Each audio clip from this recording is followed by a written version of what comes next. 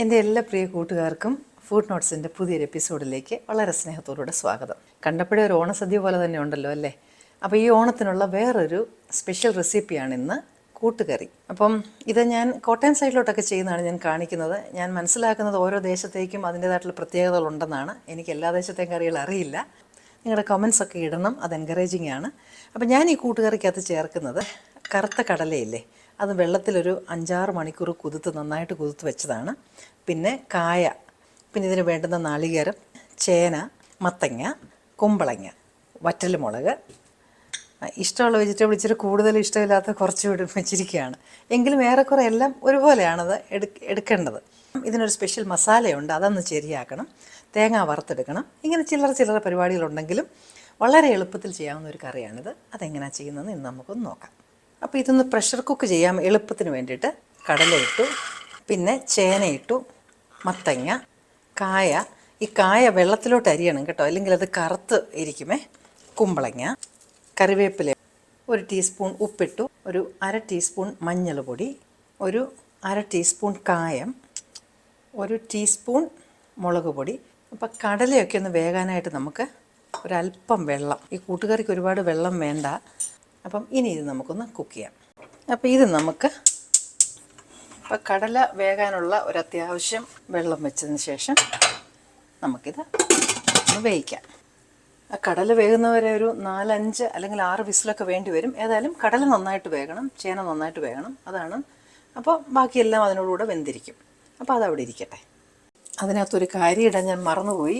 അതിനകത്ത് നമുക്ക് ഒരു ചെറിയ കഷ്ണം ശർക്കര, ചെറിയൊരു കഷ്ണം മതി. അപ്പോൾ അതുകൊണ്ട് ഈ ശർക്കരയും കൂടെ നമുക്ക് അതിനകത്ത് ഇടണം. ഇനി നമുക്കതിനുള്ള ഒരു മസാല അതൊന്ന് തയ്യാറാക്കണം. അപ്പം ചട്ടി വെച്ചു.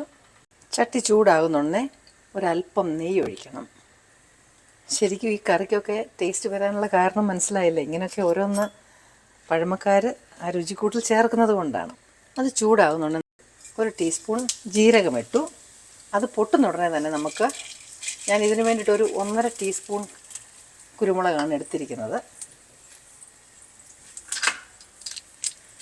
അത് ചെറിയ തീയിലോട്ട് ഇട്ടൊന്ന് ചൂടാക്കുക. അതിനോടൊപ്പം തന്നെ നമുക്ക് ആവശ്യമുള്ളതുപോലെ കുറച്ച്, നമ്മുടെ എരിക്കനുസരിച്ച് കുറച്ച് വറ്റൽമുളക് കൂടി ഇടുക. അപ്പോൾ ഇതാണ് ഇതിൻ്റെ പ്രധാനമായിട്ടുള്ള മസാല എന്ന് പറയുന്നത്. അപ്പോൾ ഇതൊന്ന് നന്നായിട്ട് റോസ്റ്റ് ചെയ്തെടുക്കുക. അതൊന്ന് മൂത്ത് വരുമ്പം കുറച്ച് കറിവേപ്പിലയും കൂടി ഇടാം. അപ്പോൾ ഇത് കുരുമുളക് പൊട്ടാൻ തുടങ്ങി. ഞാനിത് ഓഫ് ചെയ്യുകയാണ്. തീ ഓഫ് ചെയ്തു. എന്നിട്ടത് അടുപ്പേൽ നിന്ന് മാറ്റാം. ആ തേങ്ങയും കൂടെ നമുക്കൊന്ന് വറുത്തെടുക്കണം, നമ്മുടെ തീയലിനൊക്കെ വറക്കുന്ന പോലെ.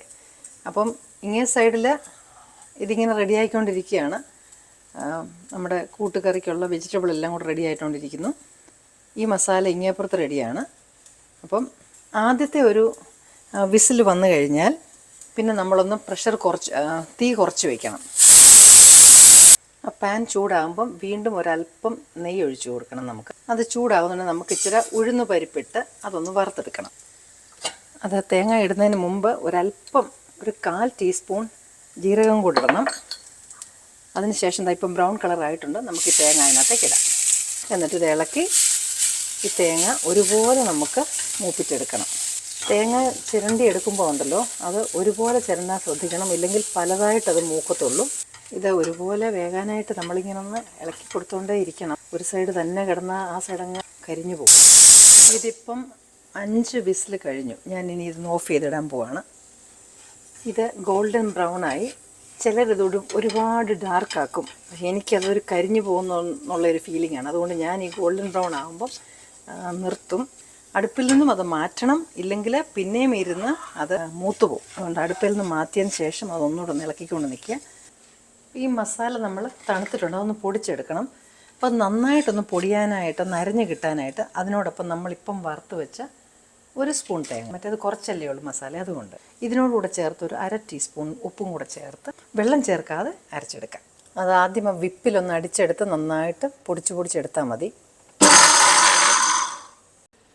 നമ്മുടെ കൂട്ടുകറിക്കുള്ള മെയിനായിട്ടുള്ള മസാല റെഡിയാണ്. നമ്മളൊരു 1/2 ടീസ്പൂണോളം മുളക് പൊടി അതിനകത്ത് ഇട്ടിട്ടുണ്ടായിരുന്നു.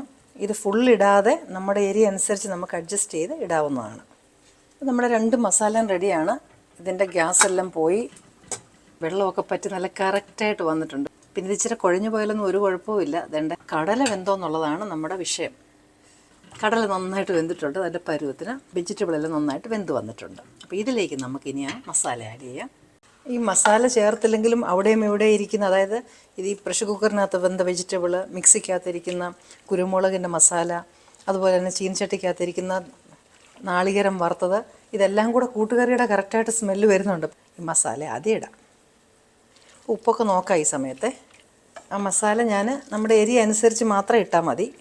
വറുത്ത് വെച്ചിരിക്കുന്ന തേങ്ങ ഇടാം. അതോടെ പരിപാടി കഴിഞ്ഞു. ഇനി അത് നന്നായിട്ടങ്ങ് മിക്സ് ചെയ്ത് ചേർത്താൽ കൂട്ടുകറി റെഡിയായി. അപ്പം നെയ്യ്, തേങ്ങ വറുത്തത്, കുരുമുളക്, അല്പം ജീരകം, ഇതെല്ലാം കൂടെ കൂട്ടി നമ്മുടെ കൂട്ടുകറി അടിപൊളി. നല്ല മണം വരുന്നുണ്ട്. നിങ്ങളെൻ്റെ ചാനൽ ഇതുവരെയും സബ്സ്ക്രൈബ് ചെയ്തിട്ടില്ലെങ്കിൽ ആ സബ്സ്ക്രൈബ് ബട്ടൺ ഇപ്പോൾ തന്നെ ഒന്ന് പ്രസ് ചെയ്യാൻ മറക്കരുത്. തന്നെയല്ല, ഓണം ഒരുങ്ങുന്ന ഫ്രണ്ട്സിനെല്ലാം ഈ റെസിപ്പീസൊക്കെ ഒന്ന് ഫോർവേഡ് ചെയ്ത് കൊടുക്കണം. നിങ്ങൾക്ക് ഇഷ്ടപ്പെടുന്ന മറ്റ് നല്ലൊരു റെസിപ്പിയുമായിട്ട് വീണ്ടും എത്തും. Till then I M signing off and you stay safe.